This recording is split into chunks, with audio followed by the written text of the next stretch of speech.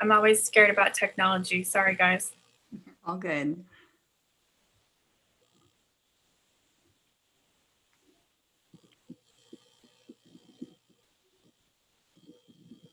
I'm always scared about technology. Sorry, guys. Good.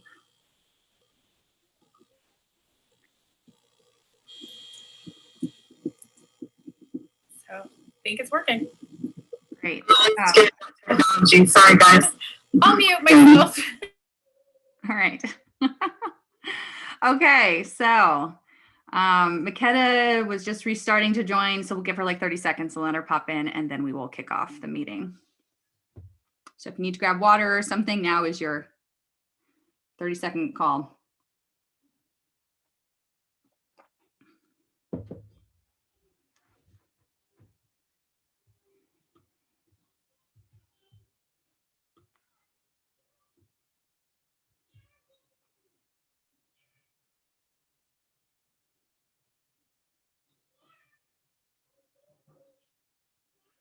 All right.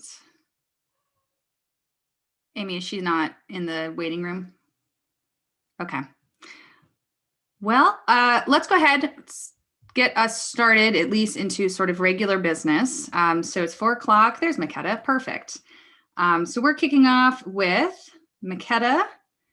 Let's see, I see Josie, Rick, Steve, and myself. So that's 5 of 7. We know one of the other 7 will be joining today, and then Obi is out today. So we'll call the meeting to order, and we'll begin with citizens to be heard. So if you are on the call or if you are on YouTube and wanting to make a comment, this is your opportunity to speak during our citizens to be heard session. And if you could just pop into the chat that you want to speak or come off of mute, we'll recognize you. I see a few folks who I don't recognize. All right. I don't see anybody wanting to make a comment, so we'll move on. And if we missed you, please let us know, and we will certainly make an opportunity for you to speak.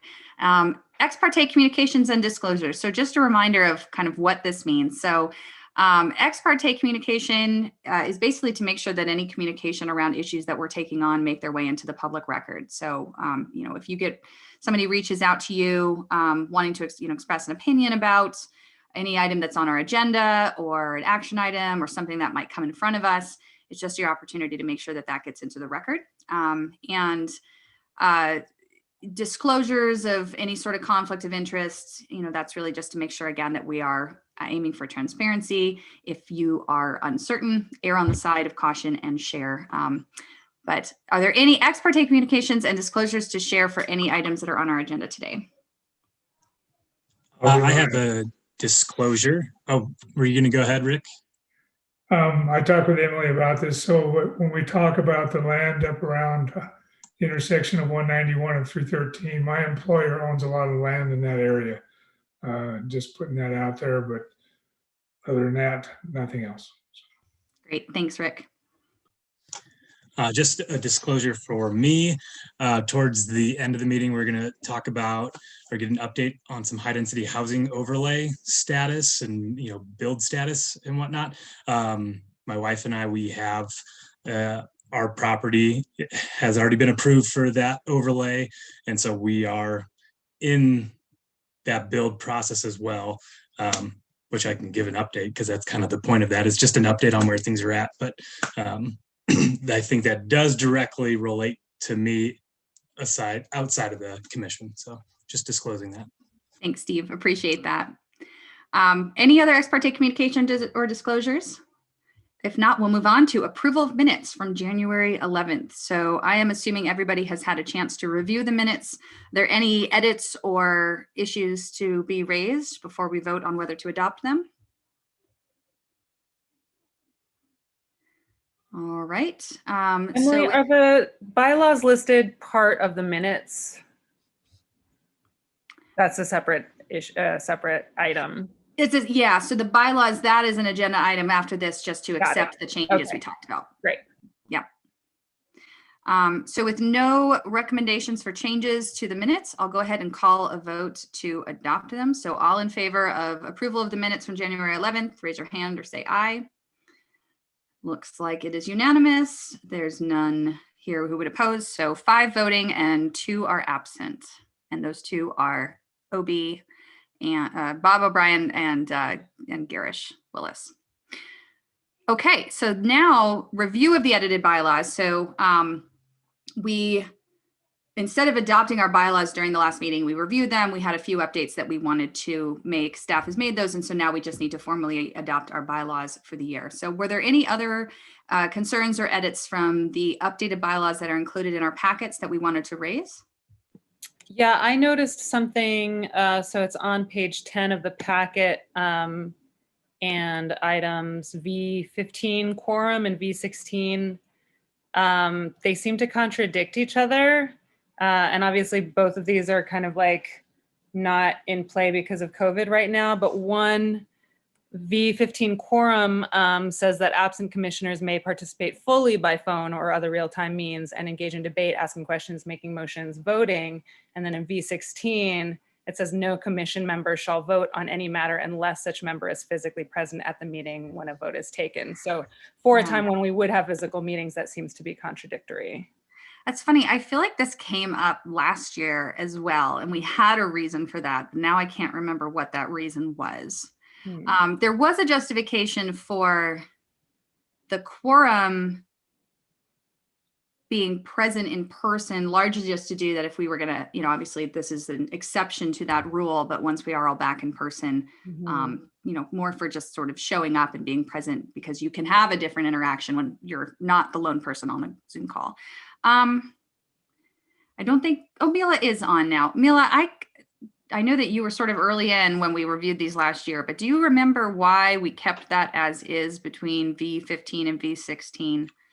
I don't remember specifically, but I think that it may also be part of the county commission bylaws. And I don't remember if it related to state rules at the time or not. So, I mean, obviously, you know, COVID is, I noticed that too when I was editing them, and I know COVID has kind of changed everything. So I think we would probably need to review and see if there's any other, you know, state reasons that we need to have that in there still, or if we can change it. So with that, maybe we should vote, see if there's an interest in voting to table this until staff has reviewed those 2, and then we can just pick it up at our next meeting. So if there's an interest, if somebody wants to make a motion to table and second, we can just go ahead and move on. I'll make a motion to table that. Okay.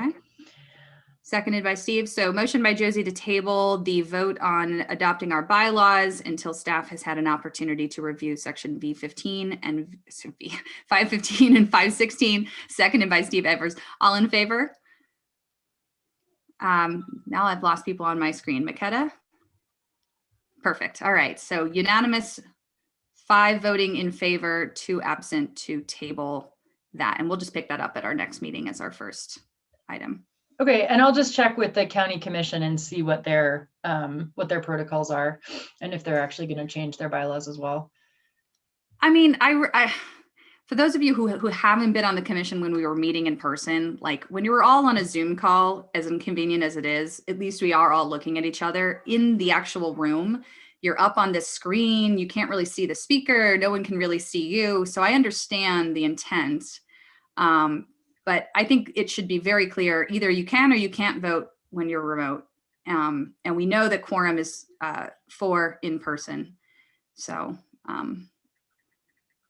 at some point, hopefully this year, that will reapply to us, and we'll have to consider that. Okay, all right. So county commission update. Do we have to, oh, Trisha, you are here. Lovely. Where are you? I think she's calling in by phone, and I know that she wasn't. I don't know if she can. Trish, can you unmute? It's *6. I don't think we can unmute her. I know she did say that she wasn't entirely prepared for her item since this is her first meeting. So I explained that she could just say anything, but maybe she's not able to have a good connection right now. So that's fine. Well, let's assume that the county commission update is that Trish is on the call. And then if she's able to join us later, we can discuss anything in future considerations. We're moving forward. Wonderful. Okay, so county commission action items report on the Creekside PUD amendment vote. Yeah, so the Planning Commission, if you didn't catch it, I think you might actually be interested to listen to the County Commission's vote on the Pewdie amendment. It did pass. It was 6-1 in favor. I don't know if everyone here remembers that or was part of it, but this was the Pewdie down in down south a little ways on Creekside Lane and East Bench Road. And it was for a 0.37 acre minimum lot size, so as to accommodate a larger lot that currently is used for agricultural purposes. The county commissioners on contentious issues like this, Christina Sloan, the county attorney, recommends that the county commissioners state their reasons for voting clearly, so that for the record. And I think everybody did a pretty good job of doing that. So if you are interested, I think it would be good to listen to that. And I think they made some good kind of general and specific cases for the way that they voted. So. I wasn't able to catch that vote. I will watch it on recording. What was the split? It was 6-1. It was 6-1. Okay. And if I recall correctly, when this issue was before the Planning Commission, there was some confusion just as far as how we refer to open space. Yes. So what did that come up with the County Commission? Has the staff? So just for clarity for new commission members, sometimes when we discuss. Well, actually, Mila, maybe you could frame it from staff's perspective. Yeah. So what essentially the confusion is that open space is a technical term in our land use code, and that means dedicated to the public as open space. Whereas we were talking about, the conceptual version of open space, which is like undeveloped land. And so it's a little bit confusing. I think a lot of us, myself included, were using that term incorrectly. During the vote, I did notice that one or two commissioners continued to use the term incorrectly. And really, they just meant kind of undeveloped land or not to be developed land. I mean, it's hard. Really, we need to just be referring to it as large lots, a large lot, and really take the open space out of our vocabulary entirely. As unless you're actually referring to deeded, restricted open space. So, the large lot that we were referring to in this context had already been developed, so it already has a house on it. So, in that sense, it was not able to be further developed, but that's the unique situation. It's not also always the case with a PUD that a large lot wouldn't be developable, because it is.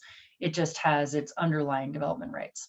And on that note, I will bring it up in future considerations as well, but there will be, we're scheduling a land use training for the county commission.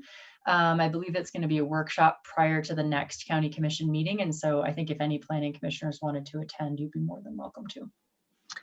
Mila, do you mind if I jump in? Can you guys hear me now? This is Trish. Let's just let's wrap up this item, and then Trish, we will turn it back over to you. Okay. Well, I just wanted to kind of speak to this item, but that's good. Yeah. Well, just really quick then, Mila, could you just make sure to forward that information around to the Planning Commission? I think that'd be really helpful. Okay. Yes, sorry, we Trish, haven't totally scheduled it yet, but I will definitely forward it as soon as it's finalized. Wonderful. Thank you. Well, and I am obviously really new and don't know actually the steps, but I do think it's something with the Planning Commission has to really consider some of the verbiage that they're using. And I think we might need to kind of step back and rework that verbiage and clarify it before we do the trainings, because I agree. I think the term open space, people are really disillusioned about what that means. I think we need to redefine or really define cluster development, affordable housing, agricultural use. So I'm not sure how to go about this, but I think those are things we need to kind of work backward before we then do those trainings, because I think there's quite an upheaval in those communities. These terms are being used and to pass these developments, and I think, I don't know, there's a lot of misunderstanding and or misuse the PUD ordinance at this point. And I was the only one opposed to that. I'm the only one from Spanish Valley. And I think there's, you know, I think there's some concern out in Spanish Valley as to the use of this ordinance. So I'm just kind of laying that out. And I don't know if it's an action item that we can place on the next agenda, if it's things we can backtrack and really look at clarifying these terms. But I think we have developers using them in a manner that's not appropriate. Let's pick that up when we discuss future considerations, because I know That we sounds did great. Yeah, awesome. Okay. Perfect. And again, I'm going to be traveling, and so if I don't jump in, know that those are things that I am quite concerned about. Well, actually, with that, Trish, I know that during our last call you weren't able to join us. Do you want to take just a moment to introduce yourself to the Planning Commission? I will. I'm really sorry. I know things are coming at me quite, you know, yeah, I'm just like hanging on. And I should state that, like, I'm still working for the school district. I'm still a teacher. I wish I was a trust funder and I could have just, you know, my role as commissioner, but I cannot. And so it's just this like, oh my gosh, I have to be on all these, I'm on all these boards and all these committees, and I'm just kind of hanging on, and hopefully it'll all kind of settle down. So I'm glad I could be with you today. So yeah, my name is Trisha Dean. I'm the new county commissioner for District 4, which is basically Spanish Valley, Castle Valley, and Thompson. And so I basically do represent those more rural parts of our community. Yeah, I've been here for about 20 years. So just trying to figure it all out. But thank you so much for allowing me to be on this, be on the Planning Commission. And I know a lot of you, and I really respect you. And so I'm excited. I think we have a good working group. Awesome. Well, we are glad to have you. So thank you. Wonderful. Well, I know you said you're traveling, but when we come back to future considerations, in addition to exploring the conversation around vocabulary, if there's anything else that you want to raise as something you'd love to see the commission take on, you know, we can revisit that. Thank you. Thank you. All right. So Mila, recent bill. Sorry, was there any other questions on the Creekside PUD amendment from the rest of the body?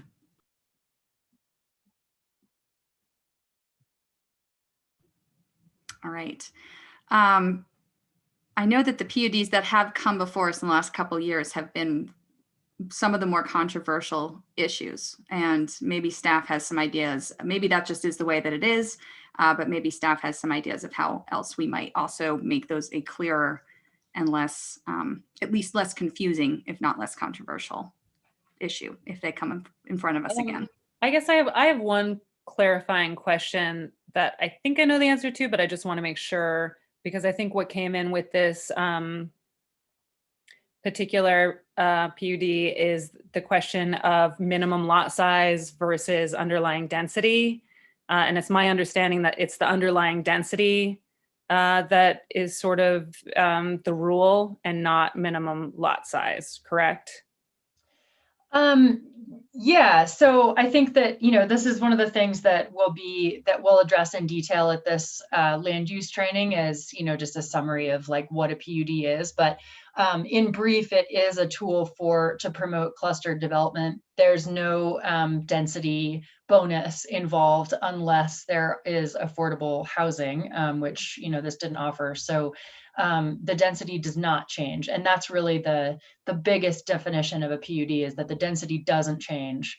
And the dimensional standards are what are allowed to be varied. And that includes lot sizes, setbacks, height requirements, you know, any of the dimensional standards in the code, that's what a PUD allows you to vary.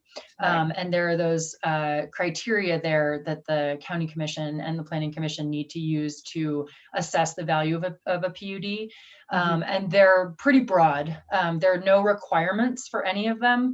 It's just intention and assessment criteria, one of which is, you know, essentially, does it look like a good idea? So it does allow the County Commission quite a bit of discretion in determining whether or not to approve it. Great. And yeah, I would just note that, especially pertaining to this one, I did notice that qualifying affordable housing as a sort of defined term is helpful because that term was kind of thrown around here, even though it had nothing to do with the Right. affordable housing overlay or a higher density. And I think also the confusing sort of drawing parallels between cluster development that would be in an affordable housing higher density overlay versus just cluster development with the existing density of that zone. So I do think parsing out some of these definitions really clearly so that they're not sort of crossing lines would be really helpful.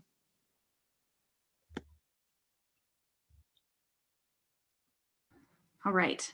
So if there's no other comments, we'll move on to the building permit review from Mila and staff. Amy, do you want to take that one?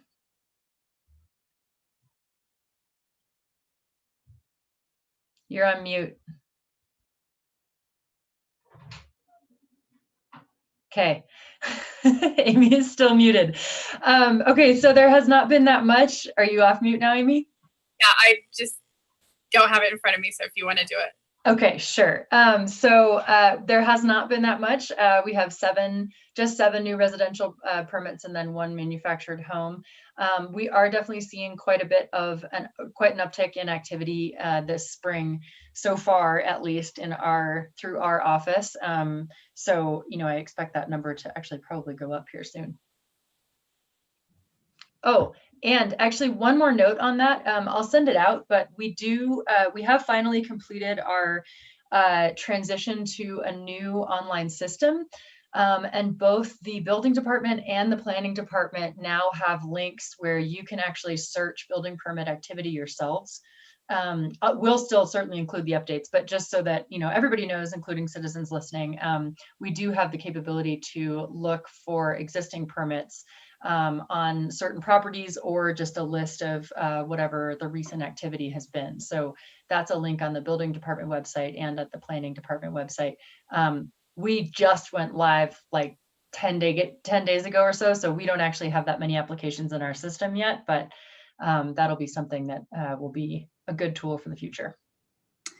I know we're going to be talking in more detail about the status of the HDHO projects, and I don't want to recommend move that up in the agenda, but just as sort of an action item is the wrong word, just as a sort of thing for our next review, I'd love to see not just what permits are being given, but are they within HDHO developments? The other thing is in the past, when we were first starting to look at HDHO, as well as some of the incentives that the county adopted, a lot of that was based off of not just the lack of affordable housing in a narrow sense, but in overweighting towards larger and more expensive homes across the county. And while I know there's obviously difference between the permit itself and the price point of the home, even if there was a way to understand, what is the relative size of these developments, or are we seeing, any of these developments show smaller or homes that are intended for rentals, or, what I'm getting at? Like, I think that kind of data would be really useful, because I feel like we've made some very big bets as a county over the last several years to increase housing stock. But we should be constantly on the lookout for signals that our decisions aren't resulting in the outcomes that we're seeking, which is actually putting housing on the market that is affordable for families that live here and work here, regardless of their varied income status. Yeah, we can definitely include some of that information in the building permit review. And, as you said, we'll talk about the HDHO later. But just a notice that we only have, I believe, one constructed house so far on an HDHO lot. So we are also definitely interested in some of that price data. But we don't have a lot to go on yet. So maybe it's more of a quarterly thing, of just like looking back over the last few months. This is the progress we hope to see. This is what actually happened. This is why we met or didn't meet our goals. As a community, if we are actually looking to be more intentional about our planning, a lot of that also means looking back and seeing the effects of the planning decisions we made in the past and checking our work. So, product manager hat I'm going to wear. All right. Any other questions or comments for staff related to recent building permits? All right. SITLA presentation review. And I see that Mark is on under landmark design. Hi, Mark. Welcome. So actually, this is John. Hi, John. Mark said he is waiting to be let into the room right now. So I don't know if there's. Oh, sorry, There only we saw go. landmark design, didn't see the hyphen. Can we make sure that Mark can get in and then we'll give the floor. Oh, there he is. we go. And do you need permission to share your screen? Let's get that set up now if so. Yeah, he's gonna need to share his screen.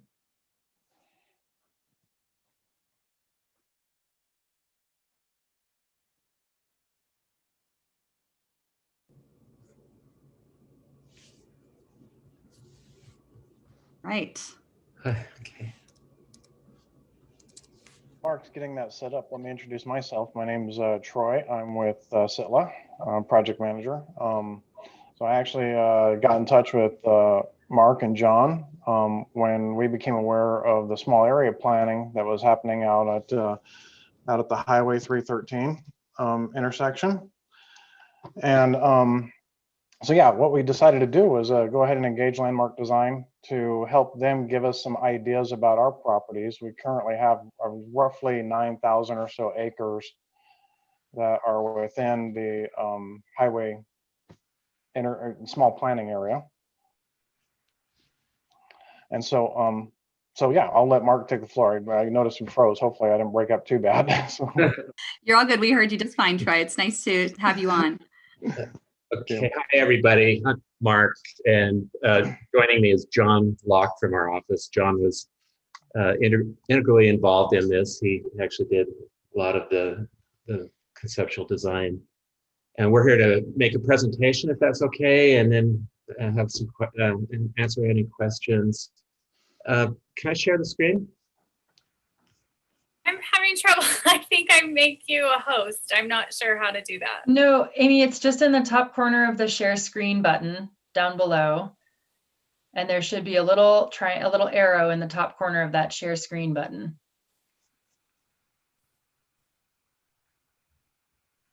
I'm not the host, so I don't have those. I can't adjust those settings.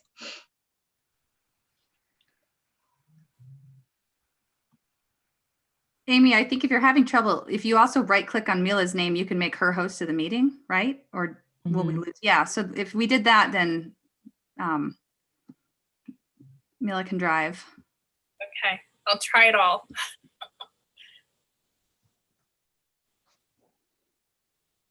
There we go. Great. Okay, let me pull up the.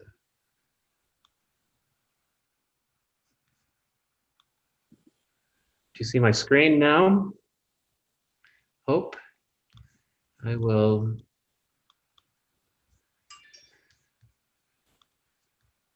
Okay. Do you see the presentation now? We can, and I just also want to announce that Garish Willis has joined, who's the 6th commissioner, joined us today, who's now in the meeting, just so you know who's here. And you are all good, Mark. Okay, great, thank you. So what we're going to do is kind of walk you through first a little bit about the SITLA lands in the area, and then our analysis, and eventually we've got 3 concepts that we'd like to present, and then obviously get your feedback and just get some conversation going. Let me see. So this is the SITLA lands in, so it's clear how they fit into the project area, the small plan project area. The SITLA lands are the parcels that are located in blue. What's shown here then is, in addition to just the SITLA lands, which are shown in with the aerial photo in the background and the numbers of acres, that you can see the surrounding neighbors. So there's state sovereign lands to the north and to the east. Obviously, we have arches adjacent to a couple of the parcels, and BLM is obviously a big player, as well as private development or private land near the intersection of Highway 313 and US 191, and at the airport and generally along US 191. As you see, we really focused on what we're calling the primary development area. I think you'll see why in a minute. It's got what we think is some opportunity for some potential development that fits in well with the land, and look, just present that later on. What we did first was an analysis of the really kind of a high level analysis, but we used generally available data through the state of Utah. And we wanted to kind of figure out how the lay of the land was, how we can look at this land from sort of a perspective of making something that fits with the site rather than something that's kind of applied on it.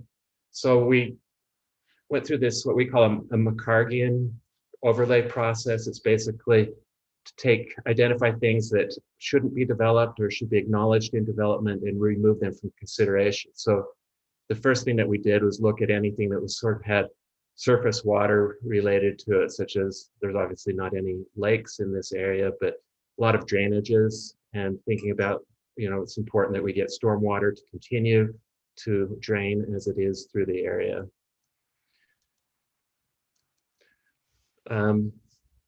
We then took a look. Did I skip one here, John?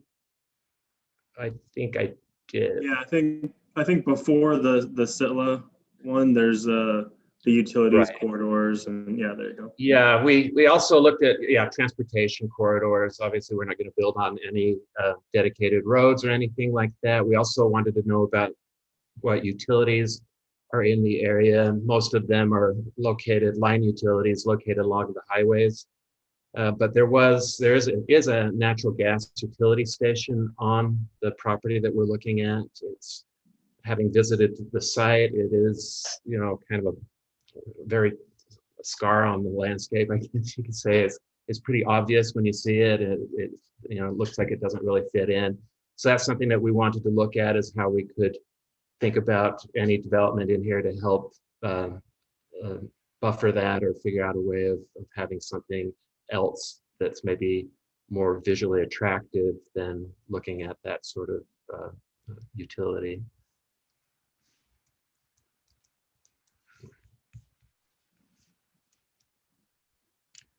Oh, and then the last analysis that we did was using our GIS tools. We took a look at what would be visible from US 191 and what wouldn't be. That's basically a function of distance and of the lay of the land. Again, the topography. The areas that are marked in the pink color are areas that would be visible or are visible from the highway, and the ones that are in brown or aerial photo areas are the areas that are not visible. And so again, in the spirit of trying to do something that's has the least visual impact and sort of acknowledgement from where most people are going to perceive it, especially with having arches to the east or to the rear of the property, something that we wanted to think about as we developed our concepts. Sorry, this is jumping forward every time I hit my button. Yes. Mark, excuse me, can you make these images any larger? I am having a hard time. I have full screen on. I have full screen on now, so I don't know if I could. This is a zoom in of the previous drawing, if this is helpful. But that's I do have it at full screen now. You could exit full screen, Mark, and just go page by page and just zoom into the kind of crop like out this. the legend. Yeah. Okay. That might make it a little bit better.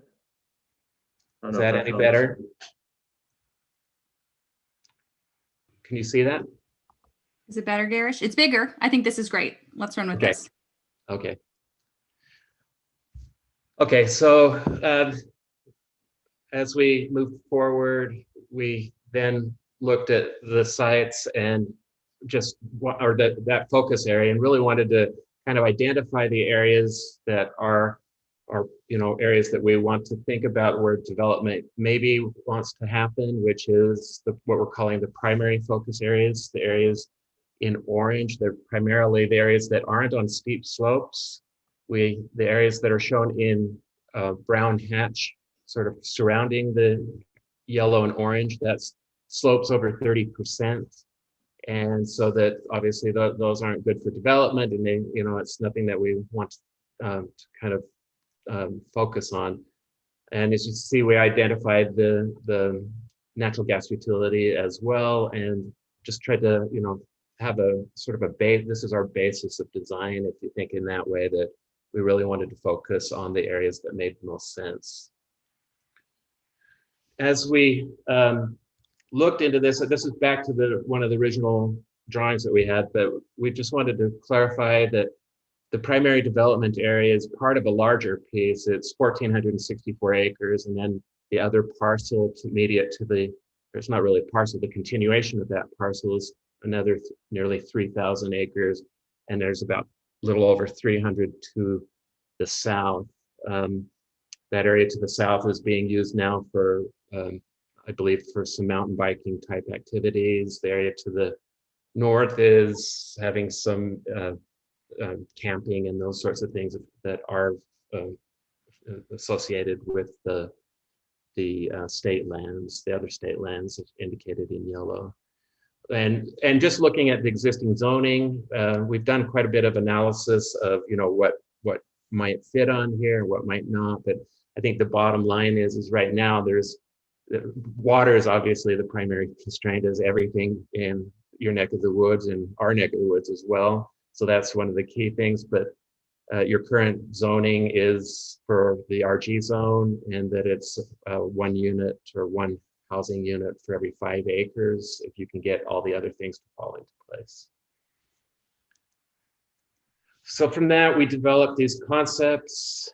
The first concept is what we're calling a tourism hub or residential village.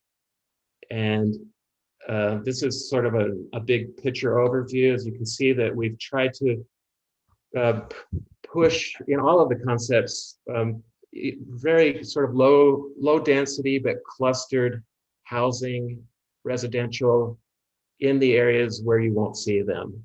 And so we're thinking that an example might be in the yellow areas, that this would be where you take whatever density is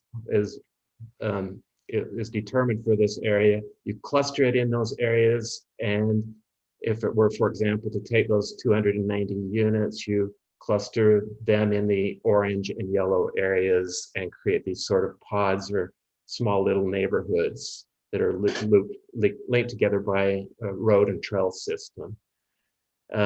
Closer to the highway on this one, this is the one that has the most commercial. On all of the concepts, we have the idea of having a 200-foot no development zone along the highway, and then having a access road that runs parallel to the highway to give access to the uses to the north and south. So the current RV park and the whatever is going to end up to the south, if that's going to be more mountain biking and recreation type uses. So that we don't, that I think we're thinking what might be beneficial from a UDOT standpoint, where they don't want to have unlimited access along the highway. And we think this could be a way of achieving that, is to have sort of a road adjacent to the highway. In addition to the sort of commercial that we're looking at along the highway, we have what we're calling community services. This could be a sort of something just to serve the residential community, or it could be something more that it's not quite residential or not quite commercial. It might be things like daycare, I guess, along those lines. It could be a recreation center or a joint recreation place for the community. And then as part, if you can see that those uses, the blue uses and the hatched red uses, are basically, we're surrounding the natural gas utility station with these uses. So again, that you don't see them, that we use the new uses, which we're hoping that would be very attractive and fit in with the landscape, that they will help block out that sort of use that nobody really wants to look at. So the hatched red uses are more of a mixed what are we calling them, John? I guess on the next drawing we can see that they're more of we're calling them a commercial flex. We know that there is some demand in the area for sort of higher level storage, those sorts of things for boats and that sort of thing. Again, done in a way that fits in with a really nice community here. We're illustrating it obviously with some sort of Core 10 look to it or something, but it could, the idea is that you could have some of these uses here and fit in and meet that need and also fit in with the overall design look of the community. And these images here, some of them are repeat through all of the concepts, but you can see the highway commercial here. We're thinking of something that's it's got some oomph to it when you're looking at it from the highway, so that you notice it. It's something that attracts people to stop. It's obviously, it could be there's already a gas station in the area, but if there's need for other type of service uses like that obviously would be a thing to have there, but it would be some commercial uses that people could stop and fill up or do their shopping or whatever. It's not a huge center by any means. We just think that this one has the most commercial. On the services hospitality, you can see all of these, we're trying to really think about the height of buildings as it relates to the land. We're thinking that most of the residential will be 1 stories for the lower density, the yellow, and the other cluster could be up to 2 stories, maybe a little bit taller if you had townhomes, but that they would be carefully sited. So again, that we try not to have them visible from the highway. The same for our services hospitality area, something that fits in with the landscape, that has the right materials and the right scale and form to the uses. So it really becomes something that becomes an attraction.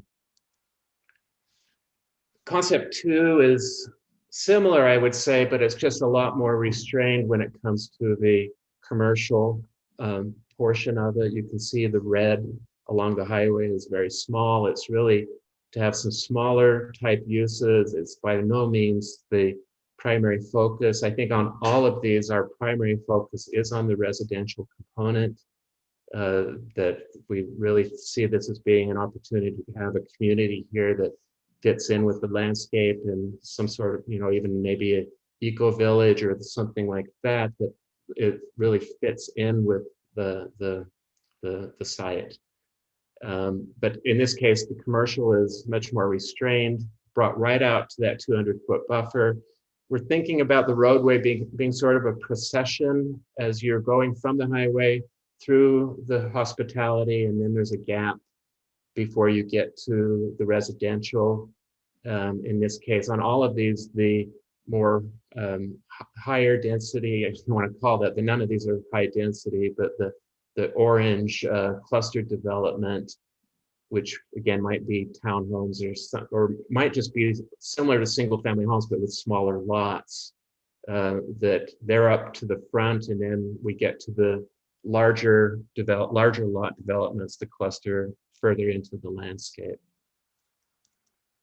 This is sort of a detail of what it might look like. We haven't really put a lot of thought into the form or just how deep it goes into. We again do have the similar idea about the cluster or the uses around the utility station to buffer it. And then similar images. I'd say the main difference here is the community service hospitality is perhaps a little bit larger on this one than the other. Might have again, a low level hotel or motel. I know that's a real sensitive issue in the area. And but something or maybe it's just to serve the community with recreation facilities such as a joint swimming pool or something, if there's water for those sorts of uses. But again, something that fits in with the landscape and is low in feeling and hopefully low in impact. And then the third one is really, in this one, there's no commercial along the highway. The focus is really getting the residents off the highway in sort of a very restrained way, that it's not calling attention to the site. It is, in some senses, a place where people are, it could almost be, I guess, gated here, so that the people that entered here were the residents of the place. That's wouldn't have to be an absolute. I think up beyond the community services in this one, you would want to probably have some sort of control over access. And in this one, we're going with all of the density that is here is single family, and it might be smaller lots than we were thinking before, but I'm thinking acre lots spread clustered together. So there is still some landscape or some space between the individual uses.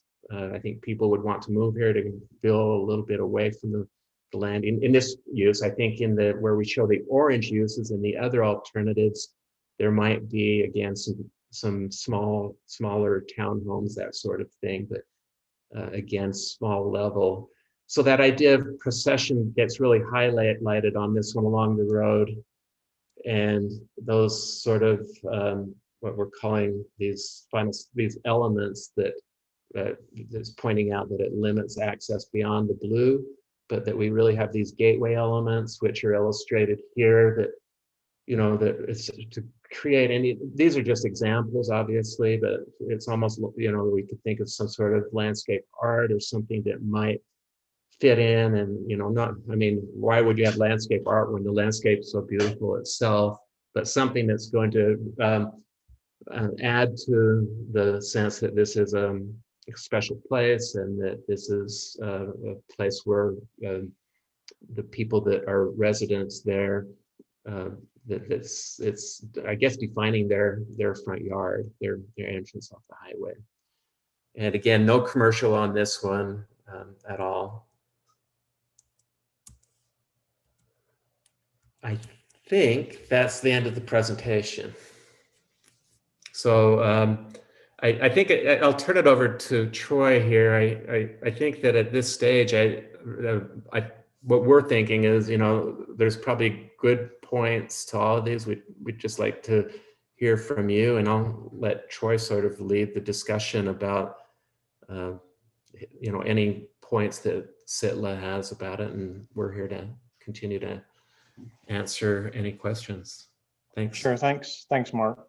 So as I stated, I asked Mark to put this together and share with the commission. As you were looking at the small area plan in that area, honestly, we don't have immediate development plans for this parcel. We recognize that, water and infrastructure is the big concern. There's going to be years to figure that out. But I wanted to at least get some ideas on the table and start thinking about what the planning commission would want this area to develop as, and start giving you some ideas. As a representative of SITLA, my job is to basically, as you all know, I think, to make money for the beneficiaries. We've run the numbers to see which one of these plans does the best, and frankly, they all perform equally. So it's really what kind of a concept works best for the planning commission, or what ideas you have for this property in this area to develop. And we would start working towards implementing that, I guess you'd say. The property, frankly, and the reason I asked Mark to focus on it, if you haven't been on it, it's a gorgeous piece of property, and it's unlike some of the other properties in the entire county area. As you get to the eastern side on that pod, some of those pods, those homes would have direct views into Arches National Park.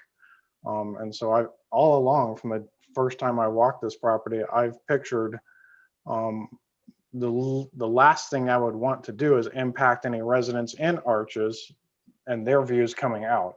So I've always pictured extremely low density, frankly, very high end development. As Mark touched on, 1 to 2 acre lots, single family homes built into the landscape, with all the night sky controls, lighting controls, landscape controls, et cetera, involved, and figuring those homes would be, multi-million-dollar homes. And frankly, it takes 20 years to sell, 30 years to sell, that's fine. And we're long-term landowners. So So Troy, I'd actually love to ask a couple questions. And Mark, as always, the absolutely beautiful, appreciate the intention with the mapping, and these are beautiful designs and concepts.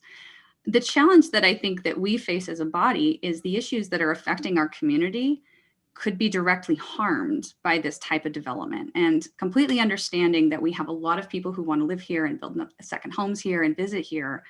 When we hear from our residents of this county, the issues that are affecting people are a lack of affordable housing. We have the opposite problem of a lot of communities where we can't fill our jobs because for every tourism job that's created, it's pushing people out. And so we've got small businesses here who can't afford to staff at the rate that they need to. And I look at this and I think, wow, if I was a multimillionaire, I'd be really excited about this. But all I see is this is going to increase housing costs across the county. Our residents are not going to enjoy those beautiful views.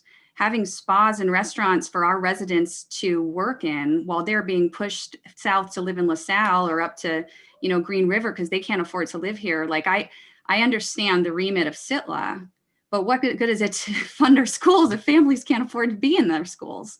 And I think that's the challenge. And what we have seen with more creative development in the last few years is things like deed restrictions, higher density that allows for more affordable housing or more accessible housing to more people, even if it's not that, gorgeous home on a hill, which I'm looking at the houses in the packet and I'm thinking, I want to add this to my Pinterest, but also there's no way I could defend supporting something like this. And I think that's the challenge, is how do we balance? And I honestly would love to hear your thoughts as planners, as developers, as people who are looking at this statewide. How do we balance the fact that the biggest revenue drivers are these higher impact homes, but the impact to the community that they're adjacent to, it has the potential to just kill us? And I don't see a way to marry the two. And I just was wondering if you have any creative ideas there. I'll let Mark speak to that on a more regional basis. I can tell you as far as SITLA's other projects we're working on in Grand County, and the other two are in Moab City. Our project at USU, we've hired a developer. We've just in the process of finalizing that lease. They've started construction, and they're looking forward to adding, don't quote me on the numbers so I don't have it in front of me, but I want to say close to 1,000 units over the life of that project. And those will be multifamily and affordable type units. And so, that'll significantly increase the housing stock for Grand County and Moab City, I think, over the next, years as that builds out. And our other project, as I'm sure most of you are aware, is at Lionsback. That one's had some controversy to it, but the developer's looking to get started on that one here, hopefully this spring. They've already working on all the offsite infrastructure, and that one is a little bit more, it's kind of a mix. It certainly has some vacation rental type elements to it, but there's no reason a single family home in that area couldn't be purchased as within that development. So those are what some of the things that SITLA's doing, and I know it's not in Grand County, but we have a lot of those types of plans and projects, and Mark can speak to it better than I can, as our work that we're working on in Spanish Valley, at the south end of the valley. I think part of the challenge that we face is that what might qualify as a more attainable, maybe not affordable, but attainable single family home in some areas, for people who are moving here, even if they're choosing to move here and buy one of those homes in Lionsback or another similar development to be their primary home, it's creating an impact where only those who come in can afford it and those who are already here can't. And so it's hollowing out our economy, it's hollowing out our community, and it's creating some the divisiveness over these projects go beyond the environmental impact, which, I know Lionsback has had some of that controversy. And so we had, and Mila, maybe you could tell me if I'm quoting this incorrectly, but we had a preliminary economic study a few years ago that found that essentially no Grand County residents working with two incomes could afford a home here, right? And even with the amount of Mila, are you stepping in to correct me, or are you telling me I'm right? Just one thing, yeah, I believe that the mining industry was the one that that was still able to afford a home.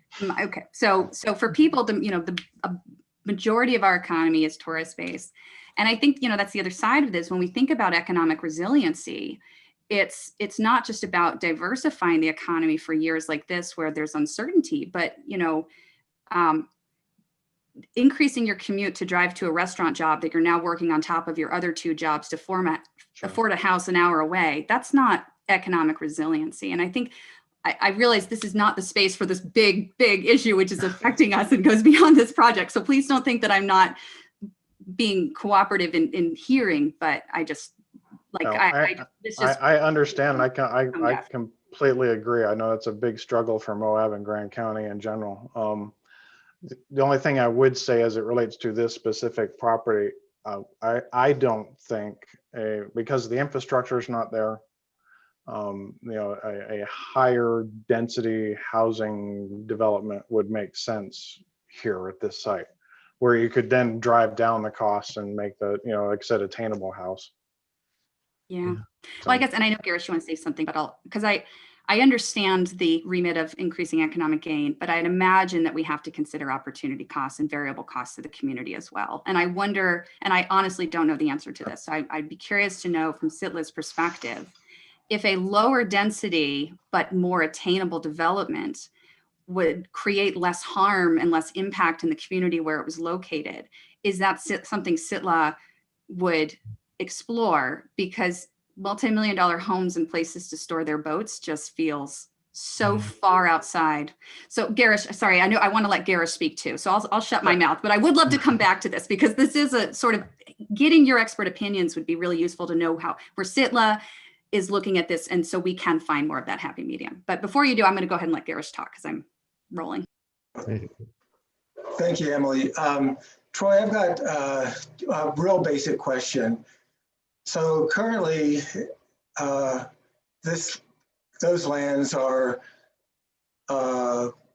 zoned range and grazing. My question is, and this has come up at Cloud Rock, it came up at Lions Back. What is Sitla's position on county zoning? And is Sitla even going to come in to ask for a rezone, or what kind of controls or authorities does Sitla feel like the county has in either approving or disapproving these concepts? So I'll answer it real generally. My understanding is we do have as state land a state land use exemption. In nearly every case, we've elected not to do that. Our goal is to always work with the local communities. We don't want to try and force something onto the local community. And that's the case here. Like I said, I don't have immediate development plans for this property. The only reason that I've hired Mark and Landmark Design to do these concepts was because I know the county was looking at this intersection, and I wanted to make sure our voice, when we had a seat at the table and our voice was heard, and that we said, here's some concepts for our property. But just exactly like that. These are just concepts. I was hoping to get them in front of you in time that you could incorporate them, or at least incorporate some of the ideas into the small area plan as you were developing that, or even in the future when you're refining it. That's really the goal. We're not planning to develop it tomorrow. I'm not planning on developing it next week. So if I could add, is there under we've got several properties that have come in with rezone concepts, and do you see Sitla's role as being different than these private landowners coming in asking to, or I guess the basic question is, will Sitla even ask for a rezone, or will you just develop the land regardless of what the county thinks their authority is? Short answer, we would ask for the rezone and try and follow all the county's normal procedures. That's our goal, is to do that. If 30 years from now, we came to an impasse and we were ready to develop something here, then maybe that would be a different story. But, you know, like I said, long-term landowner, we would want to work with the community to try and develop a project. And that's one of the reasons we've got the concepts, is so I can give the planning commission some ideas about what does the planning commission want to see on this property. That's really what we're trying to do here. I don't have a set, I don't have a dog in this race right now, or a horse in this race right now. So Mark, Mark, Mark, go ahead, and then Josie has a question. You know, I'm dealing with this every day. I'm a planner for 2 communities in the Wasatch Front, and affordable housing isn't limited to Moab region by any means, although your particular challenges are very different, being related to recreational property and just the changes that are happening. And it is something that needs to be addressed. I mean, and that's why I'm saying, I guess what I'm saying is, I think we would love to do some creative housing that's affordable here if there were support for it, because I'd imagine some of the ones that you're talking about that were being more creative is where they have maybe better access to utilities. And I think with the utility costs that Troy mentioned, if there were a way to maybe figure that out together so that this site, I think that front side, or even incorporated within it, could have affordable units in it. If I don't see that as being, I mean, Troy, maybe I'm speaking out of line here, but and no, you know, it could be as simple as ADUs, or as to start out with, have ADUs on those sites that they had to rent out on their property, right? And if you had a 2-acre property, it could be carefully sited. That could be a simple, easy way to do it. It could be that you have clusters of smaller creative units up front that are part of that service area, or as a replacement for some of the stuff that, by no means do we see 30 acres of the flex space. It's limited to that. It could be I think what we're hoping is that it's a great mix of a community. Right, what we have now is bubble diagrams, and they're pretty simplistic. But I think that, and a lot of that may be also, is I'm not quite, don't remember what the county required, but I don't know if you have a requirement for meeting affordable housing of a certain percentage. I'm working in Heber County. All projects over 20 units have to have 10%. They have to have 10% of their units have to be affordable. That's an interesting. And it's just like that they can't develop without it. And so there's a lot of, and I read about, obviously Park City has a different economic strata, but they're buying up, developing, and possibly renting units now. So I mean, I think all of that is like, they're all like, they're a recreational community like you, but they just have maybe a different economic strata that's one level up above the Moab region. But I think that all of that is, everybody's just struggling right now to figure out how to get some level of affordability and into projects. It's typically been density, but there might, everybody's looking to ADUs right now just because it's easy. It's like, it doesn't do, and you have probably ADUs, but I'm not saying that's the solution. I'm just saying that could be add a number of, if you have 200 units and you have 200 ADUs, then. Well, and ideally we don't create such an extreme division where affordable housing means a trailer in a ditch, and in a culvert or something, and a single family home means $1 million home with a boat shed. So, creative ideas that can extend more equitability in housing accessibility, I think, is also really important. And I know Josie had a question for you, Troy. So Josie, you want to chime in? Yeah, well, I have a couple statements and then a couple of questions based on those statements. First, I should disclose, which I should have done at the top, but I didn't know we were going to mention Lions Back, that I was a listed plaintiff against Lions Back in the most recent suit. So I should definitely disclose that before I say anything further. And I also, I appreciate the affordable housing discussion, but frankly, that feels like a discussion for a different part of Grand County.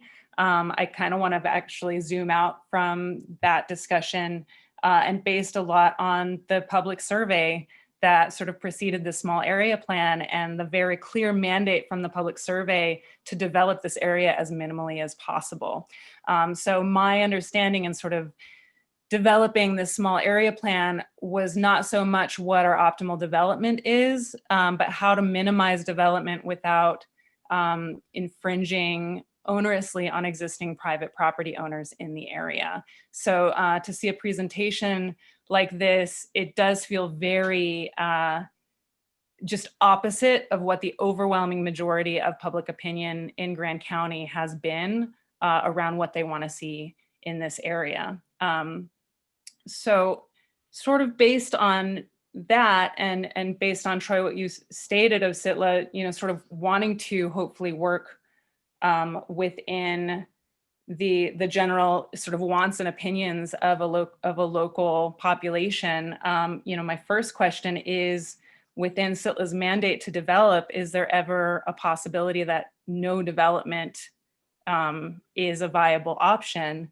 And then my second question, which really kind of goes off of this too. I mean, I think water is the primary constraint, which was on one of the slides, is an understatement for this area. And my other question really is, you know, where does SITLA see getting the water for this scale of development in this area?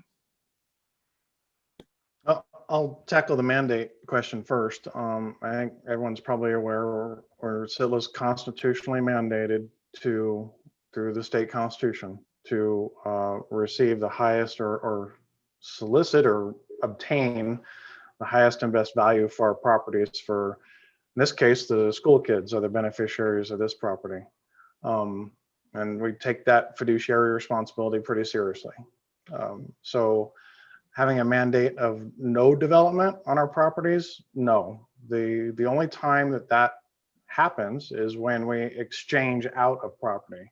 So for example, and it'll be coming up again with President Biden's administration, when Bears Ears is, if it's expanded, it will incorporate additional lands that SITLA currently owns within the previous monument boundary.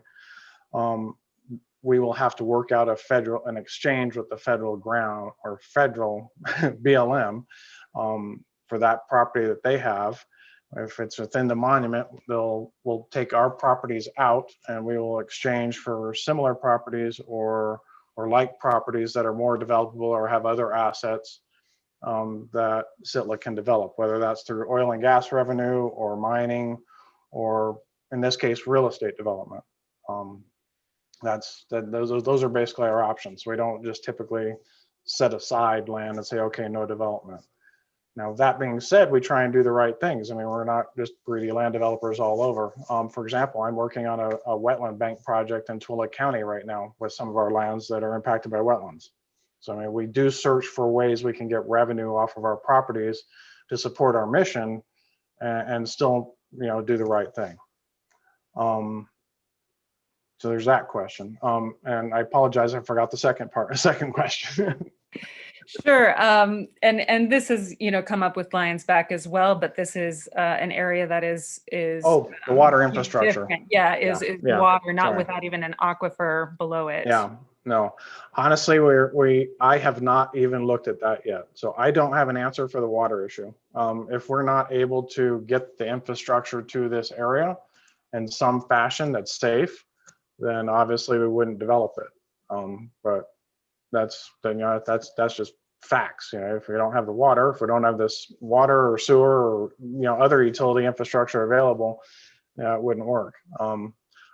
What Mark said earlier when we talked about the idea of if there's partnerships or ideas of getting infrastructure to this site that could then possibly work to develop one of these concepts or a version of one of these concepts with additional housing, you know, attainable housing, not going to say affordable housing, but attainable housing concepts. You know, I like that idea and we'd be totally open to it, but that would certainly require, you know, again, some partnerships to get the utility infrastructure to the site. So, but short answer is obviously if we can't solve the water issue, then no development's the option we have, and we try and figure out other things with the property. Steve has questions. Josie, did you get your questions? Yeah, I was sort of giving the thumbs up, like, thanks. Okay. Okay. So, Steve, do you want to? Yeah. Really, I just have, it's more so just a couple of general comments directed towards you, Troy, and Mark and the rest of the Landmark team. And maybe one question in there might be a little bit more rhetorical. First off, I just want to say, thank you for being preemptive with this. You're looking 20, maybe 30 years out. The fact that you're reaching out to the county, I just want to, say thank you. I think that is certainly commendable. And in hearing you say, like, it's kind of sixes, however you're looking at the cost to develop this, whether it's commercial, mixed use, or residential. And in that, I'm hearing this openness to just, what works best for the company, or sorry, for the county and the people here. And I just want to say again that is appreciated, because this is your land. You've got the right to develop it, and the fact that you're listening to us and what we want, that's a huge thank you. In addition, thinking about that view shed, I'll admit I don't know a whole lot. I have a lot of reviewing to do for this small area plan and really everything that entails. I've gotten the impression, though, that the view corridors are more from the perspective of, like, how are we welcoming people into Grand County or into Moab from the highway? And I haven't really heard much talk. It doesn't mean that it's there. I might have just missed it. But from arches looking out, and in looking at the Landmark plans, I see a lot of those drainages that look like they kind of angle more towards arches. And so I want to acknowledge that it sounds like that view from the perspective of arches out is being taken into consideration, and just kind of making sure that is continued to be thought of, because that might have more of a detrimental effect to us here if that view from Devil's Garden and Elephant Butte, if that's tarnished looking out, that might affect us more than people driving down a highway, frankly. That's more of a personal opinion. I haven't really heard that from anyone else. So just to acknowledge that. Thanks. That was kind of my concern as well too. As hopefully if you haven't been on the property, I encourage you to go out there and take a look. It's like I said, there's some, particularly the eastern side of the property. It's spectacular, but you do have that issue, and that's where I would not want to see anything develop on that eastern side that was a higher density or taller, etc. Anything that's got to develop on the eastern side definitely has to be very low level, very low density. Now, on the middle of the property where it's not as visually seen from either the highway or arches, then I think those are places where we could look at some higher density that could, more of a housing type mix.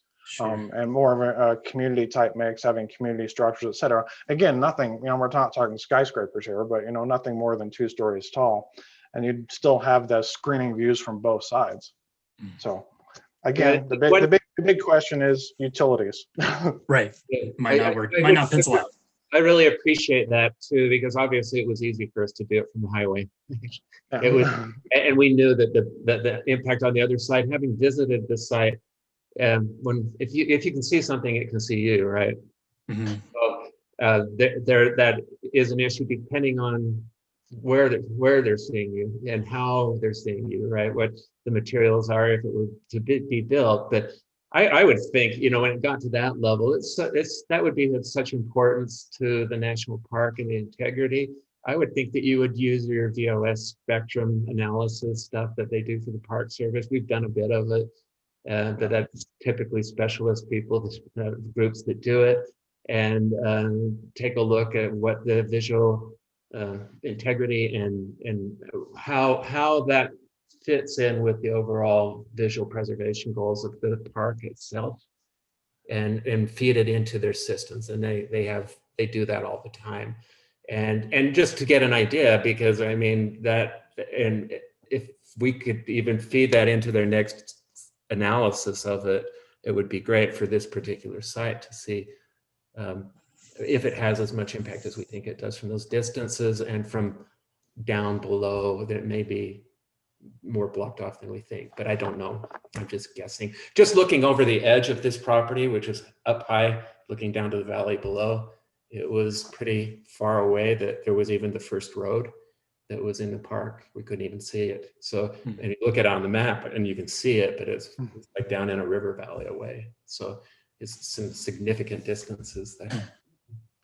And the final thing, oh, go ahead. Oh, And Steve, sorry. Go ahead. Keep going. just the final thing, just, I know it's, it sounds like this is, kind of long-term, 20, 30 years out. But I mean, we all know there are several private landowners out there trying to develop the land. They've been waiting for that small area plan to be finalized before they can really pull the trigger on anything. And so just kind of throwing that out there, that there might be people to talk with to see how you can make a cohesive plan, because that's the whole idea of this, as I understand it. Like, how can we have a cohesive vision out there? Because the bottom line is this is private property that is used by right, and so we've got more people to talk to that have vested interest in developing this. Just to make that more cohesive. Just throwing that out there. So that was kind of the rhetorical part. No, I appreciate that comment. That's one of the concerns I had too, is as the other properties developing us, and if you go back and look at some of the maps, those properties have the highway frontage and we have just a little bit of connection to the highway. My concern would be if how they develop and it impacting the uses and the values and the architectural feel, the landscape, the community feel coming into our property. So that's one of the reasons I wanted to make sure we've got you some of our ideas, so that as the Planning Commission looks at those properties developing, that you can say, hey, maybe you should incorporate some of Sitla's ideas, frankly. That's what I'm hoping you'll say. Great. That's all I got. Thank you. Rick and Mccardian, did either of you want to address any questions to the Landmark team or Troy? No, I think I'm okay. I've really appreciated watching, and Josie asked some of the questions that I was interested in. So thank you. If I could add one thing on the view shed discussion, because I think it is really great to consider those view sheds, and I have noticed, and I'd kind of like to look at the small area plan again and wonder whether we should specify some of these other sort of view shed origin points, because in addition to both the highway corridor and arches, I would say a lot of the BLM land that is used for recreation out there. I know I hike and bike out there quite a bit, the Bar Am region and sort of tributaries of Courthouse Wash. As a community member and recreator, I would be pretty affected by those view sheds as well. So I know that that's a lot of view shed to consider and potentially prohibitive, but I would like to just kind of put that out there. Josie, let's bring that up in future considerations, because that question of are there key locations beyond the highway to pivot off of has come up routinely over the last few years. I understand Landmark, you are contracted to Sitla, not to us on this. However, in the future, should you find yourself exploring that, I know the county would be grateful, this body particularly, because it does continue to come up, to gain visibility to the extent that it's possible for any additional work that you do mapping to some of these other viewpoints, because that's something we haven't found a good solution. That's almost what it would take, is to identify those key places and get them on a map and then do the analysis from them. And then when you're looking at a big area like a national park, then they have their own tools. Right. And probably unlimited staff, but not or, but it really is. I think they have a system for it that is well documented, and what we've done is very simple, but I think effective, because it did just show along the highway that corridor. But if you have other spots that you thought we might want to just take a look at now, with the impact of this property, we could do that. But. Well, we will let you know, because that is one that has come up. So maybe as a just planning commission, when we go into future considerations, we can just revisit that. Rick, did you have any questions you wanted to ask or comments? No pressure. But... Anyhow, no comments right now. All right, Steve, go ahead. It's yours. Sorry. Oh, I didn't know if that was to them. Oh, that's to us. The 313. Oh. Yeah. So the county commission adopted the 313 area plan, which So doesn't. it is finalized. Yeah. Or- I mean, Okay. adopted as written. Our plan ended up not going all the way up to the airport because the county commission has asked us to look at the airport separately because that is an area where we might be more likely to be, conducive to more commercial or industrial type uses than closer to that 313 in exchange. So the map that Landmark presented, I think, kept the original boundaries that we were exploring, and then we ultimately cut a third off the top of the area we're exploring. Yeah, and we have several properties up there, and we envision more industrial type use up there as well. Hopefully job creation type industrial. Yeah. Well, 30 years is a long time, but those of us who have lived 30 plus years knows it goes faster than you want it to. Hopefully a couple of things will change in the next 30 years. Like we've already seen technology increase that allows for more attainable or even affordable, sustainable uses for home development and other types of development. I also know that we've seen, understanding SITLA's remit, and I don't want this to be a conversation about SITLA as an organization, but this idea of fiduciary duty, we've already seen start to evolve in other sectors. In the commercial world, we're seeing B Corps, we're seeing purpose-led organizations. And so there's this sense of the invisible cost is still a cost that we need to consider in the economics of something, not just sort of the extractive gain of short-term market development and not building towards a sustainable, economically sustainable future. And like, I keep coming back to this thought of, what does it matter if we fund our schools if no kids can go to school because their families can't afford to live here? And I recognize SITLA is statewide, but like Grand County shouldn't be funding the school systems of Provo and Salt Lake and wherever else at the expense of our community. And the idea of calling a cluster of homes a community when we all know that those folks are not going to be living here, they're not going to be sending their kids to our school. They're not going to be coming down and meeting the neighbors in the middle of January or going to the farmer's market. They're going to come in, they're going to enjoy our land, and they're going to leave. And so I hope that SITLA, in working with Grand County, given our not special, not unique, but distinct challenges and opportunities, will recognize that sustainability goes beyond environmental sustainability, and that thinking about the cost to our community should be considered. And so I would hope that any plans, and Josie makes a good point, that the community very, very explicitly made a statement that this was not an area where we wanted to see increased development. And to the extent that there are justifications for development, it largely has to do with offsetting traffic in town and creating services for people who are there in a less impactful way than building homes, right? So I would hope personally, speaking just for myself, that any potential idea absolutely involved ways for the homes to be enjoyed by residents, existing residents, not second homeowners, especially not exclusively second homeowners, that any commercial or retail development was truly designed, like the idea of a pool being a community space when people would have to travel 45 minutes north to get there isn't viable to me. Yeah. To me, a community space means people gather and gain value out of coming to that space, whether they live here or not. That to me is community. And so creative solutions that involve true gathering spaces and outdoor environmental centers, right? Amphitheaters, things that people can enjoy together in a low impact way. And if housing is necessary in order to offset that and available given the constraints of the area, hopefully building housing in a way that actually creates community, meaning people live there full time, because a bunch of empty homes so that people can come in twice a year and enjoy the views, to me is the opposite of what I think SITLA's exposes their values to be, even though I understand, or espouses their values to be, even though I understand the remit that you've been given, Troy. So anyway, words. Any other comments or Mark or John, if anybody else wanted to weigh in?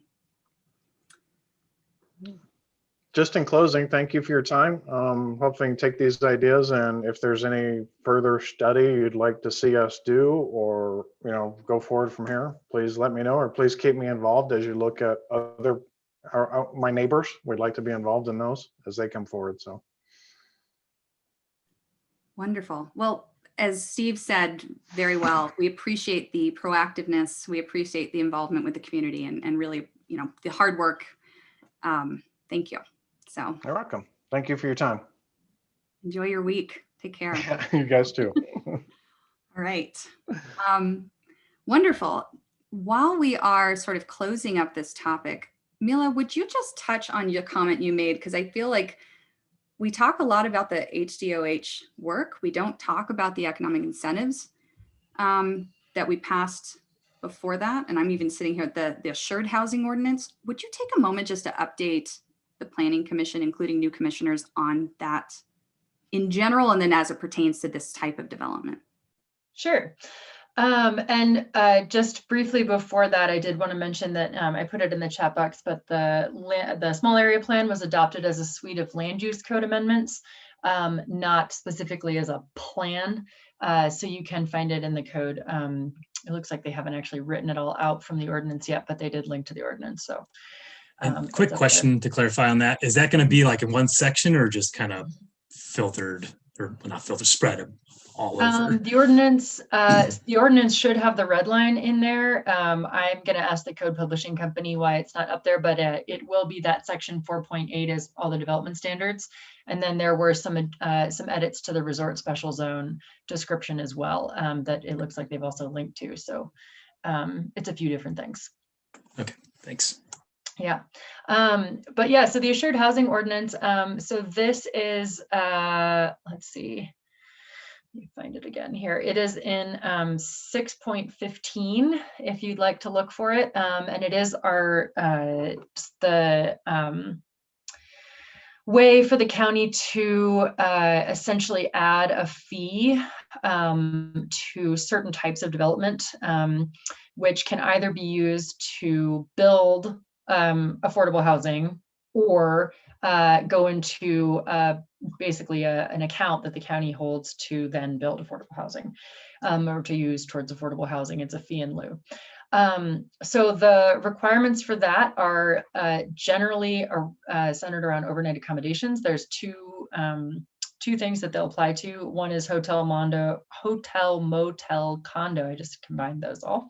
And any other accommodations development, not including campgrounds. And then the other one is large single family residential development. So a combined square footage exceeding 3,000 square feet, or combined assessed value of land and structures exceeding $800,000 at the time C of O is granted. So those are the two avenues towards the requirement. And then there is a table contained in that section for the calculations.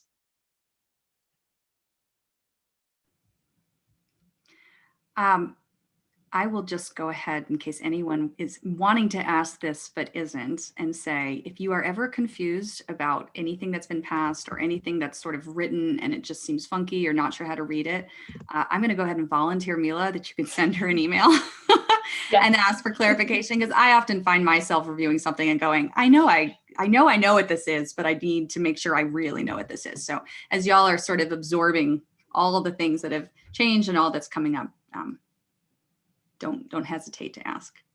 One more plug for that land use training coming up. Awesome. Mila, you said you would email all of us about that, correct? Yeah, it hasn't been scheduled yet, so I will. It should be right before the county commission meeting next week, but I'll let you know when it's confirmed. Great, thank you.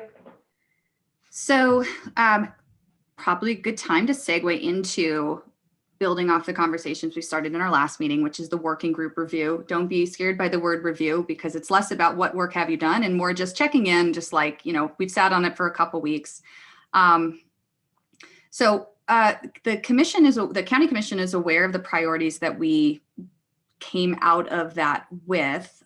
I haven't, and Mila, I don't think you have received any additional directive from the county commission. So one just action item is let's get on their agenda, because I feel like in the past when we've been assertive about some of this to say, hey, we really need you to let us know which of these you want us to lean into or which of these you might already be working on.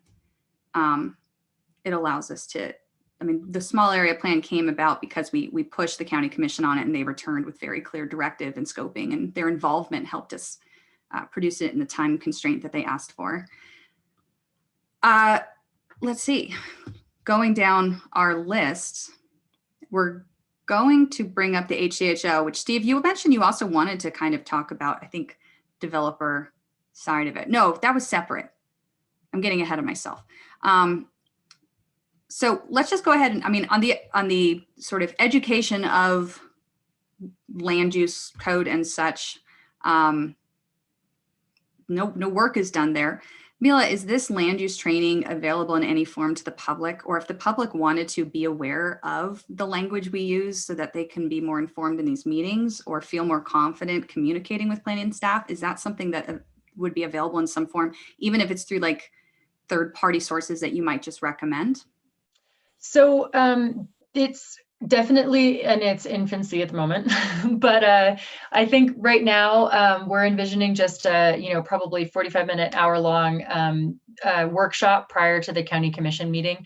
It will be, I'm sure, assuming that there'll probably be a quorum present, so it'll be recorded and live, and we can certainly link to that recording on our website. I'm planning on putting together a sort of very basic presentation defining terms and some of the items in our code that are a little bit more confusing to people. So we can also link to that presentation online. And then, the other thing, and I was talking with Steve about this a little bit, is that we do have an AmeriCorps Vista volunteer who has just started last week.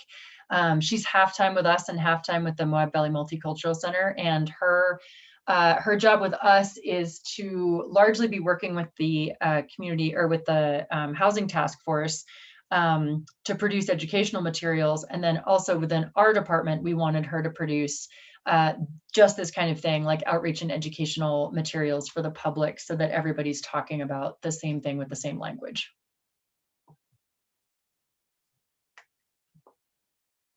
So it's coming. Wonderful. Steve, anything else you wanted to add there since it was your question? Are you referencing that email I had sent to you originally about we're seeing where things are with the HDHO units? I just know you had acquired about the AmeriCorps, and as I'm going down the working group. Oh, different email. Okay, up front, so.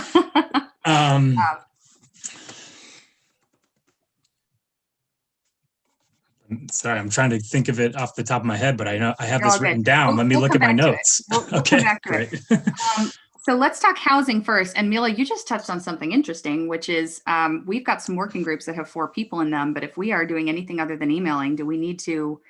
So we might want to think about either, being very intentional about working group sessions being part of these existing meetings, or decreasing participation just so that we can bring things back to the larger body without running into transparency in meeting rules. So Emily, I might jump in on that because I also noticed that I'm on 4 of the working groups, and though I'm interested in all 4 of those working groups, I don't know that I need to do that to myself. And 2 of those groups are the 4-person groups. And so if it would kind of kill 2 birds with 1 stone, I am also happy to sort of like not be officially on those working groups. All right. Well, I appreciate that. And we'll keep you on the email list once any of us get organized enough to start one. So cool. That solves that. But let's talk about, again, it's 2 weeks in. There's no expectation of any of us having like moved any of this forward. But on the housing end, is there anything that's come up from the group or any of these other groups, I guess, that anyone just wants to raise?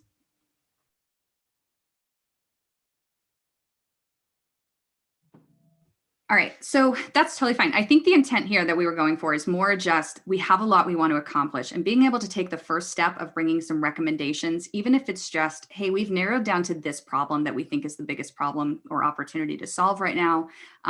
The land use code cleanup, that one's a little bit more direct. We also have not met as a subgroup, but we've, even in this meeting, there's been some questions around clarity in the land use code around terminology. We also know that we've had some explicit things that have been called out over the last few months, such as the grouping of definitions in a way that really doesn't clearly define the uses that we are seeing in our county and trying to balance against community needs. So as we kind of think ahead, if you do get together, let's just try and touch on this in our future meetings. And ideally the working groups can say, hey, here's something in the toolbox we've identified that we want to talk about, just to kind of have that ability to run on multiple tracks as needed as we go into things like the general plan this year and other things that'll take our attention. Anything else on this item that anyone wants to bring up, or staff?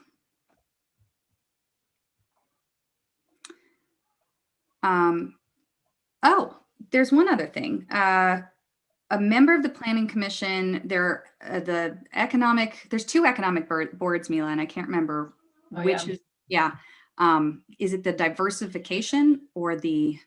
Yes, there's the Economic Advisory Board, I think, and then there's the Diversification Board. Mm-hmm. Yes. So the Economic Diversification Board has asked the Planning Commission if there is somebody from the Planning Commission who would like to just sort of serve as a liaison.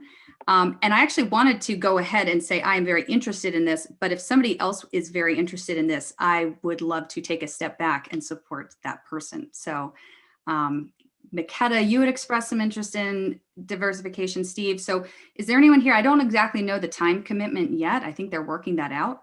But is there anyone who would really like to be on this body? I appreciate you thinking of me and opening it up to the rest of us, but I think I am okay. I think I've committed to enough subcommittees and other groups that I work with. So it's all yours in my opinion. I'm interested, but again, it's kind of what Josie and Makeda have said here, just not wanting to overextend. I've got a very busy life coming up.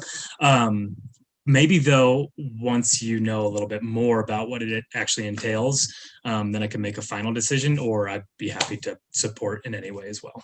Great. Yeah. So we'll get a little more information, and then Steve, I'll just kind of triangulate between you, me, and Mila, and we can go from there. And if you have the time and want to take it on, you go do it. Awesome. So, okay, we'll follow up on that. Rick, I'm sorry, I meant to ask you as well. Is that something you would be interested in, or Garish as well? I can keep us in the loop until we have more information. No. Okay. All right. So let's go ahead and move on to the high density housing overlay status update. Am I muted? Not muted. Okay. Essentially, we don't have a ton. Well, I guess I don't know how much anyone's been following it, but we don't have a ton of an update. We have been at these numbers for probably close to 6 months now, I would think, maybe 4 or 5 months. We haven't had any new projects submitted for at least a few months. We did have one that was sort of formally withdrawn. And then we have one that's on hold that's noted there. And then let's see, we have one that is potentially not going to happen. We've heard various questions from people about that. So it's sort of more of a rumor at this point, but all of the approvals do have 2 years to record a final plat and to and to build. I think I guess actually it still says just recording a final plat. I know that we just edited that recently, so I'll have to make sure that I'm getting that right. But there is a 2-year approval expiration, which none of these have met yet. The Viewgate, so Peak View has just broken ground. That's the largest one that we have actually going to final plat and construction. They're phasing their development. So they are, I believe this first phase is 40 or 41 units. They're down there on Spanish Valley Drive. You can see they've already got their road in and most of their utilities. I'm not sure exactly when they're starting house construction, but it should be pretty soon. The Hawk subdivision was also recorded. That was just lots. So they weren't going to, that was lots, and they were intending them for family members. So that's not going to be, a subdivision that's going to the market. And I did ask them if they had any, price data that they could give us, but it was just deeded over to family members. So that didn't really hit the market. The Peak View, we don't have any numbers on yet. The one that we do have numbers on that went to final plat and is for sale is 1991 Starbuck Lane. It looks like they had those 2 units. That was one of the first ones approved. One of them is an empty lot, and the other one is looks like a pretty nice manufactured home. The manufactured home is on, I think both of them are about 0.3 acres, if I'm not mistaken. I can look that up real quick. And I know that the manufactured home, I believe, was for sale for about $350,000. And I think the lot is currently for sale for somewhere in the mid 100s. And that we have one inquiry. The HASU is the housing authority. Is doing all of the qualifying for buyers, and they have not yet had anyone to qualify. Nobody's applied, so they're just in the first stages of entertaining that process. Yeah, it's not up here anymore. We are just asking realtors for this kind of data. There's nothing that's, required of them or required of us. We're just hoping to be able to get the information. So we're keeping our eyes out. We're just kind of, keeping our ear to the ground on that one.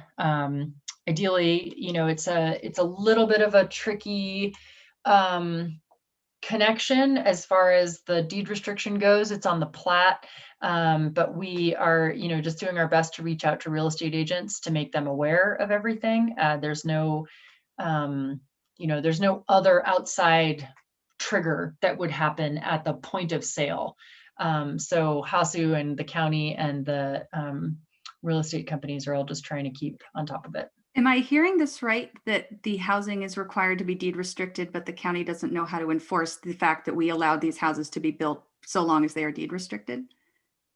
Well, we have the ability to enforce. The county has that written in, but we don't currently have a trigger for information. What is that? So in other words, like if a real estate agent were to independently sell, list and sell a house, there is nothing other than, kind of their integrity and the note on the plat that would trigger that review.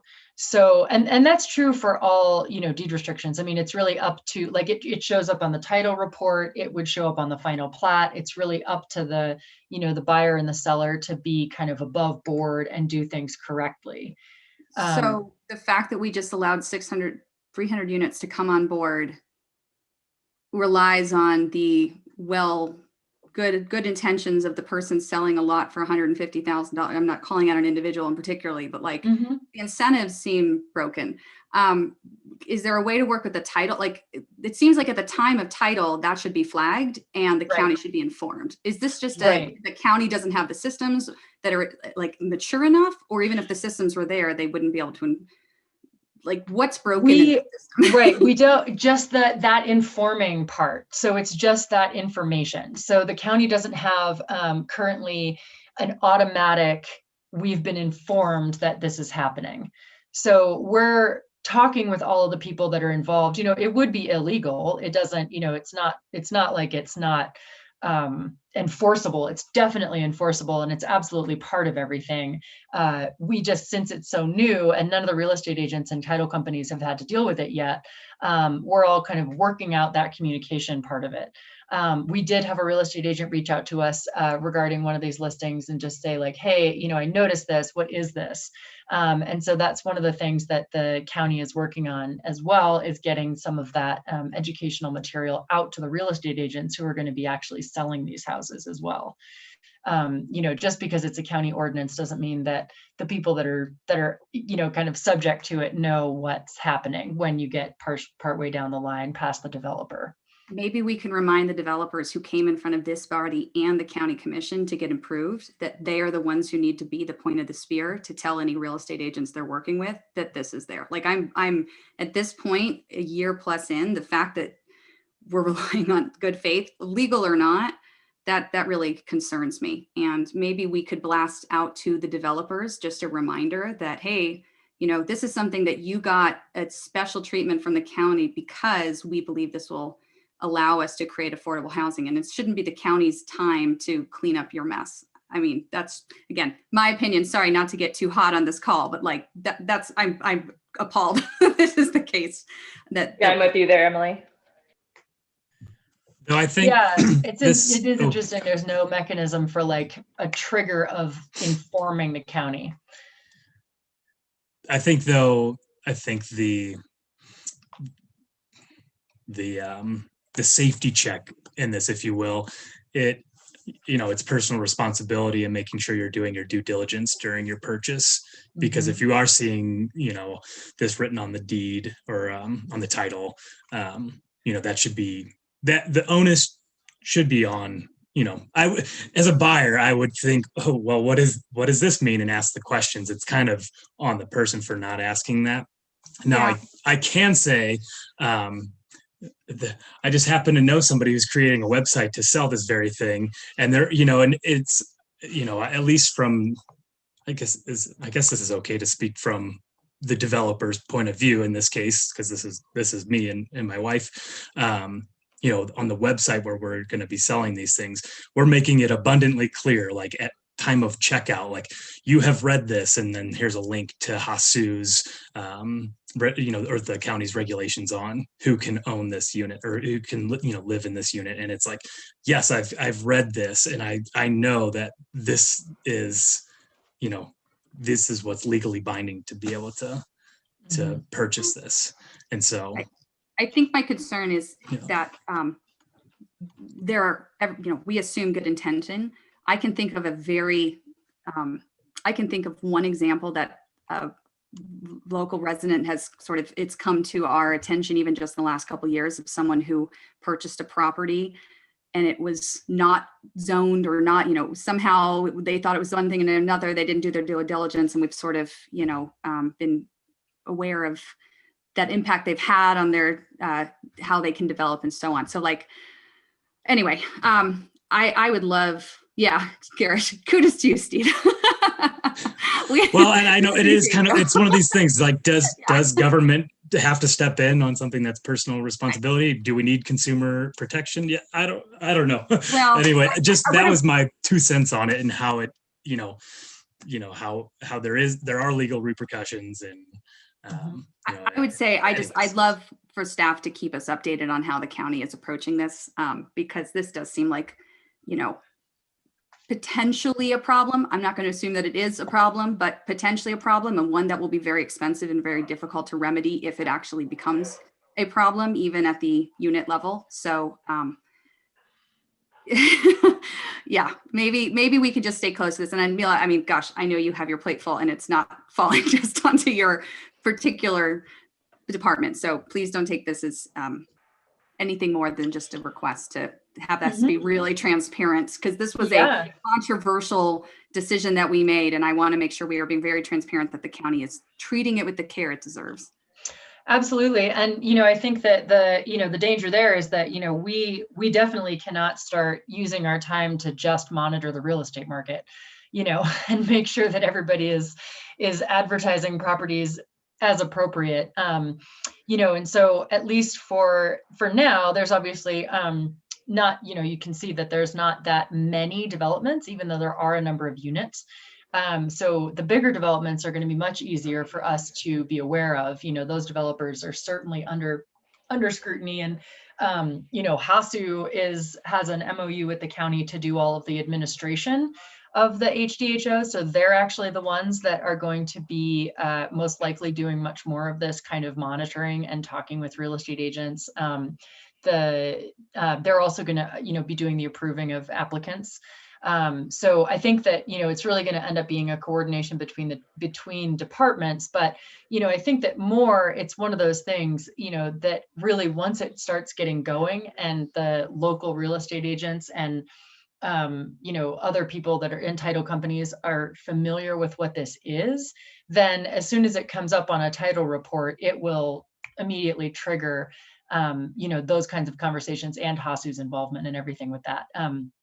But at the same time, it's not, some properties, especially in particular, these properties have been for sale for months. And so it's not necessarily, every inquiry to a property doesn't trigger, county involvement, for instance. So it's definitely something that we're aware of, and we're, talking about it. And I think it's not going to be that hard to monitor because we don't actually have that many individual projects. But, it's the details of the logistics of how this is actually going to be administered are, certainly new, and we're working them out with conversations with the county attorney and HASU and planning and zoning. So it's a work in progress, but we are definitely getting there. All right, Makeda? Yeah, sorry for leaving my mic on. Hopefully that the noise in the background wasn't super loud. My question, you kind of just answered it, Neela, but I just bought a house, and it's obviously very different than this situation, but we are looking at putting a deed restriction on our property for kind of this reason. And I've been discussing with, we live in the city boundary, so talking to city people and HASU and title companies about who holds deeds in this town and all this stuff, and kind of a similar thing, I think. And I'm curious if rather than leaving it on the developer or the purchaser or the buyer to disclose or inquire about this, is cutting out or I guess using the middleman of the title company. Is that an option for having the title companies be the ones that kind of bring it up? I guess they're not brought in till later, but. Yeah, they're, I don't know. We'd have to kind of look into it with them. I mean, I think, they run title reports for their clients, not for us. So I think that there may be something there. But I think that would be a better question for the title companies themselves. I mean, certainly it's like Steve was saying, it is the burden is on the purchaser to know what they're purchasing. And I know that people don't always do their due diligence, but they do need to. So yeah, I'm not sure if we can ask for that kind of information directly from a title company, or if that would be privileged or not under their. Sorry, I guess maybe I wasn't clear. I just meant like sharing the information with the title company, which plots have this treatment to them, so that they are able to look for that when they're doing these exchanges. Oh, so that's how. So title companies will come up with any easements or encumbrances that are recorded on a property. So that would absolutely show up in a title report. Yes. Right. Yeah. And they're just potentially not catching them, or what was the? I guess No. So there's only been these two properties are the only ones for sale so far. And we're aware, that they're for sale. So that's not a problem. We're watching it. We know that. The question is, in the future, let's say that these properties go up for sale again, at some future time, how is it that, the county and HASU, et cetera, would potentially be notified that they're for sale? And so, in the HDHO, we're currently developing earlier in the process. Right, exactly. Well, and beyond the first point of sale, because right now we're obviously all aware of all these projects. So the first time, I think it's going to be fine. In the future, when things change hands, that's when, we're all trying to figure out how that information flows. And we're developing a document which is going to be rules and regulations that's going to guide a lot of these processes. And one of the things in there is that the owner needs to notify HASU and Grand County if they are intending to put the property up for sale.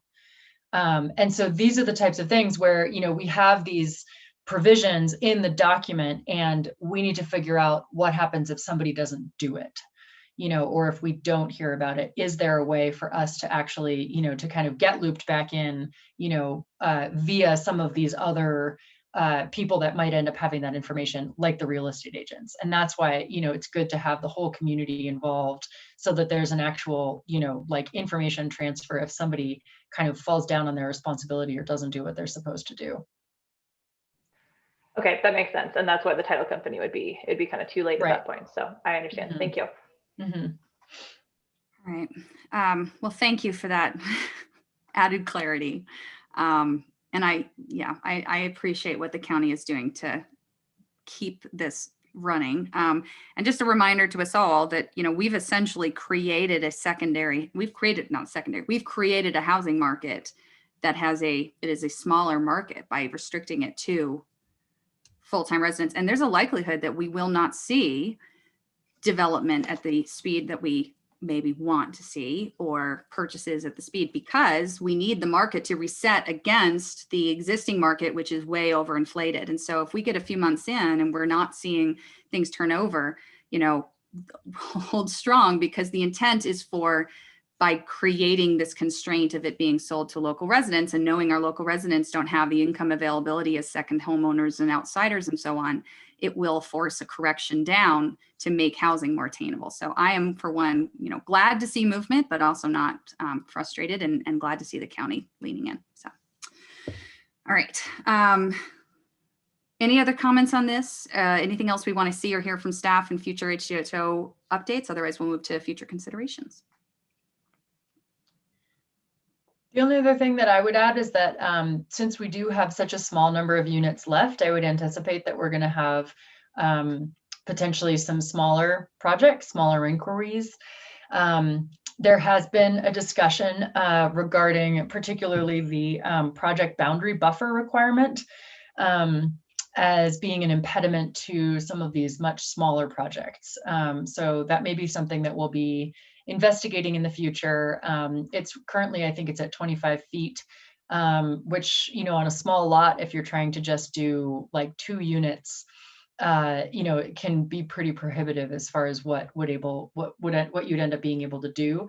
And, in a lot of those cases, you're really not talking about like an increase in impact to the neighborhood, especially on a small lot where, let's say it's 2 and you're already allowed to do an ADU. It wouldn't actually change much. And so we've had some applicants talk to us about some of those restrictions being prohibitive for some of these much smaller projects that do have a little bit more of an assumed or potential for affordability. Mila, if staff is seeing this and is recognizing a pattern and has an idea for how to correct against that pattern in a way that would increase the likelihood of having attainable units, affordable units on market faster. I know Garish has raised in the past that oftentimes we'll have an application come before us, and it's presented as, well, we're making an exception, when the reality it's a long-standing pattern that staff is seeing, like around traffic, parking spaces and such. I think it would be really great to maybe have staff make a recommendation ahead of time, or at least prime us for the types of patterns they're seeing, so that we can make an informed decision and not feel like we're reacting to an individual application. Yeah, and that's something that the Housing Task Force has been talking about. That was one of their recommendations to the County Commission to try to address. So that's something that we will probably be looking at in the next couple months. Garish, do you want to ask your question, or do you need someone to ask it for you? Sorry, I don't know if your audio is working. That's why I ask it that way. Oh, I asked a question in chat, but it's more rhetorical than anything else. But it's just something to think about. We haven't seen many requests for waivers come in, and so I don't have a good feel as to what types of things would qualify or not. But with these small lots that Mila was talking about, it seems like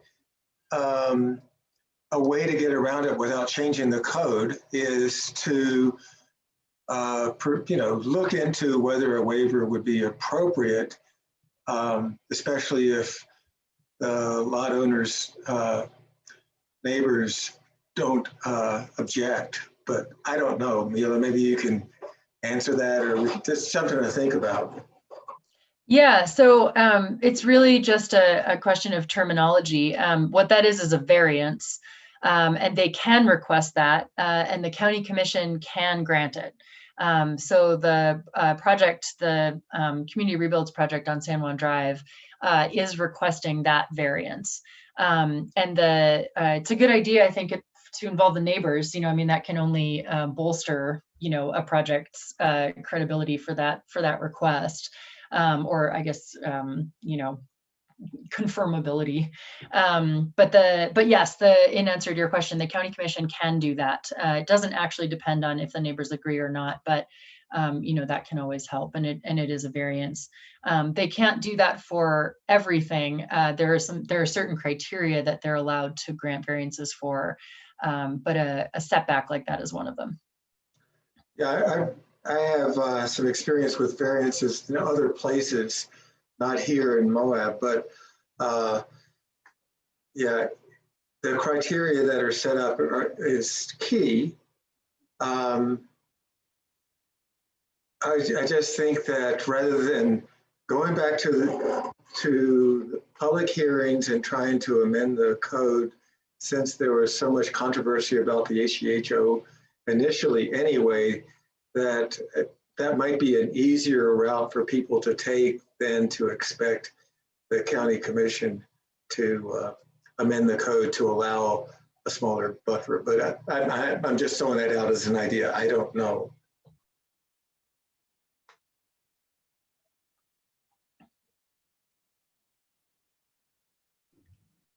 All right. If there's no further comments or questions on this, we'll move forward to future considerations. So in our meeting, I noticed Trish in the chat, who I know is traveling, so I'll go ahead and just read it out. Said that an item of consideration is to consider a survey of Spanish Valley, Valley residents and their visions for the future. And I imagine that that's something that might be paired with one of the large planning projects that we've indicated wanting to take on, which is that Southern 191 corridor development. But any sort of development along 191 could have adverse impacts on traffic and such as on Spanish Valley Drive. So it might be worth polling. And Trish, I don't know if you are explicitly saying we should only poll those folks. And maybe there's a way to create a pulse or a survey similar to what we did for the small area plan, and add a question to get a sense for where people reside, if they reside in Spanish Valley or not, at least to kind of understand their perception of issues. But I think a great idea in general to increase surveying, and we've heard that come up actually from members of the public who have spoken, that is a way to keep a pulse on public sentiment.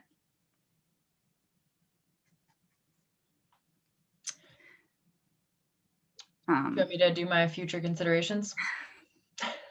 Yeah, the only other one I was going to add was just the terminology. And I would recommend that the little work group, land use group, kind of maybe communicating with staff, at least kind of get a list of those items that have been causing confusion, just to kind of help us stay focused in our meetings. And then maybe bring a recommendation back to the body in our next meeting or two of which might need some either clarity or addition as a definition. So if there's interest in making that a general conversation, we can do it, but I would recommend that the sort of working group take a first stab at that. And we do also have Article 10 of our land use code that is definitions. So it might be worth looking through that before we go too much further with modifying things. So the two that I have on the list, one is the land use code training, like I mentioned earlier. This is tentatively scheduled for as a workshop prior to the February 2nd County Commission meeting. I don't believe that it is, it has not been confirmed yet, but it will likely be, I think, at 2:30. We're anticipating it being probably 30 to 45 minutes of a presentation, and then time for questions prior to a break before the County Commission meeting at 4. And I think I would encourage any planning commissioners to come to that who would be interested. The other thing, and I think I mentioned this before, is that we are launching a Thompson Springs effort in general. This includes everything from fixing the the parcel map, which if anybody's explored the parcel map with the satellite imagery underneath, you'll notice that the roads in parts of Thompson go straight through people's houses, like the platted roads go, right through. It's pretty clear that there was a survey error. Most of the northern part of Thompson can probably just be shifted north about 80 feet, which would fix it. But of course, that is a replat and requires a lot of consent. But the county is also really interested right now in starting with a fire safety cleanup effort. So there was a big fire out there a couple weeks ago. The part of the town almost burned down. And there were some heroic efforts on the parts of the local fire chief, and then Moab Valley Fire came up and helped put that out before it got too much further. But there's a lot that's up there that is a life and safety hazard, and that's what the cleanup effort is starting with that. However, and the reason I'm bringing this up is that there's, kind of looking forward into the future, and we are actually already getting a number of land use applications for Thompson. There is an interest in potentially rezoning Thompson. There's been, it really hasn't, I don't think it was ever actually zoned. It's range and grazing. And then it's been, different parcels have had different zoning applied to them. But, like for instance, downtown Thompson is range and grazing and not small lot residential, and all of the lots are non-conforming lots. So, there is some thought there that that's something that we would need to address as a county. And so the Planning Commission would be a really key part in that. I think there's some room if at some point when that effort starts moving a little bit beyond the life and safety, there's definitely room for a planning commissioner to be part of our team. Right now, it's the fire chief in Thompson, the health department, the building department, planning and zoning, and then 2 county commissioners. I know Trish has been at a lot of those meetings as well, and then Mary McGann has been involved. So I just wanted to throw that out there. If any planning commissioners were particularly interested in Thompson Springs, there will be, a lot of discussion, I think, coming up here soon about potentially rezoning or zoning, I think, really for the first time. Great. So if there's a commissioner who finds that this is interesting to them, shout out over email, let staff know, and we can go from there. Maybe once we have a little more information about time commitment, that could also help people make that decision. Mm-hmm. Perfect. All right. Any other future considerations? Emily, I had that other one that came up with yes. As far as view sheds go. So for both this small area plan and for future small area plans and scenic resource protection, considering origin points of view sheds, multiple. Yes.